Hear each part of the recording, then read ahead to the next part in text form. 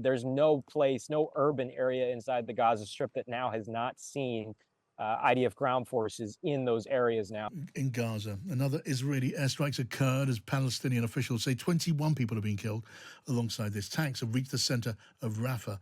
The World Health Organization's reported if Israel continues with its operations in Gaza's southernmost city, it will no longer be able to manage the last active hospital there. Let's first talk then to Zach Anders, who is in Israel covering the conflict. Hello to you, Zach. Hi, John. What can you tell us? Welcome again, Zach. What can you tell us about this latest strike in which the Hamas health ministry says 21 people were killed and 64 people injured?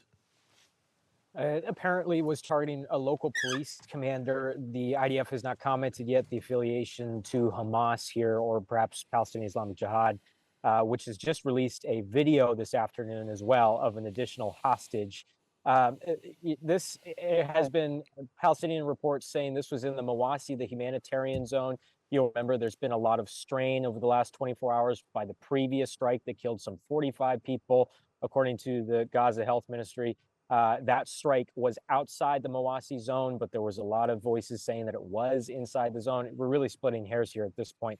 But tomorrow morning, there's commercial satellites that will be overhead again, and we'll be able to geolocate where exactly this took place and view the scope of the damage from the satellites. Right. It's fair to say then, Zach, is it that the attack into Rafah is now becoming increasingly fierce with absolutely no concession to critics of the operation?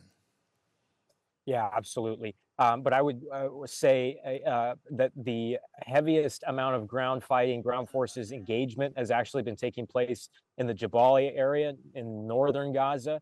That's not to say that there hasn't been fierce fighting on the ground in the Rafah area, but I don't think that and I'm basing this primarily off the casualty figures. The IDFs have been suffering serious numbers of casualties in the Jabalia area over the last 2 weeks. Engaged with Hamas in that area. And to your point, this is, at the beginning of the month, we had President Biden saying, don't go into the urban center. Well, now with tanks on the ground inside the heart of Rafah, there's no place, no urban area inside the Gaza Strip that now has not seen IDF ground forces in those areas now. So this is not complete control of ground forces over the Gaza Strip. I should caution that. This is just them now touching every square foot of earth. And tell us, if you can, with tanks now in the heart of the city, what does that mean for what's happening there in that urban area? Is there fighting in the streets? Is there fighting in tunnels? What is happening there, and as far as one can tell?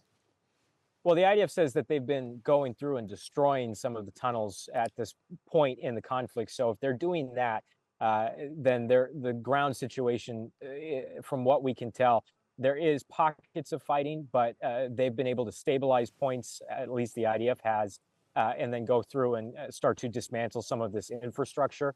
We don't know if there's any engagement happening underground in the tunnels. Hamas is claiming that there has been, that they've captured soldiers over the last week, which the IDF has rebutted. In the north, where we see this just about an hour ago, it's confirmed that the pier that was being built by the U.S. And allowed for about 2-3 days worth of trucks to roll through and bring some aid off of ships. It's just been confirmed that the pier actually detached in the rough seas and is now going to be out of commission. It's unclear whether or not they're going to be able to reattach it or have ships come through, but this completely fell apart. I was actually texting this afternoon with someone inside Gaza, a friend of a friend. They've been describing the aid situation. It's ebbed and flowed, and it's been severe and bad at every point. But it's seen some low points, and he's saying that the water situation right now is particularly acute. That he's been waking up at 5 a.m, walking about a mile to go to one of the distribution points to collect with those jugs. And he says, the line stretches hundreds of people, and you wait for hours. And that was something that 2-3 weeks ago was not common, but has, since this Rafah operation has become more acute. All right, Zach Anders, as ever, really grateful to you. Thank you for joining us on the show, Zach. Let's now get the thoughts of Shayna Lowe, who's part of the Norwegian Refugee Council, speaking from Hebron in the occupied West Bank. Hello to you, Shayna. Good evening. Evening to you, Shayna. What can you tell us about the conditions? What do you know about the conditions of Palestinians in Rafah now. Well, I just was in touch with one of our colleagues who's in Rafah just a couple of hours ago, who told me that even since yesterday's attack, they've seen thousands of more Palestinians fleeing Rafah. They have nowhere safe to go. They don't know where they're going, but they're basically looking to find any place that might be safer than where they are now. We've heard that over 1 million Palestinians have been displaced in the last 3 weeks alone.